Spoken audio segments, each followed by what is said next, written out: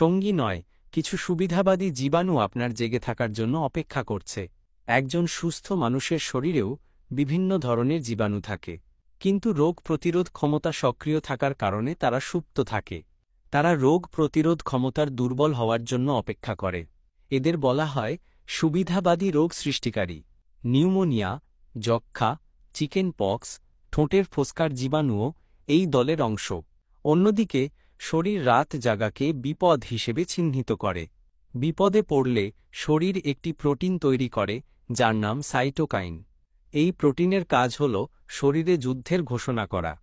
সমস্ত কোষ সতর্ক হয়ে সেই যুদ্ধের জন্য প্রস্তুতি নেয়।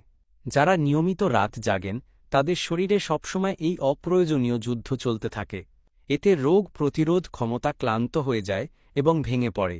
ফলে যখন প্রকৃত সংক্রমণ বা অসুস্থতা দেখা দেয় তখন শরীর তা সারিয়ে তুলতে হিমশিম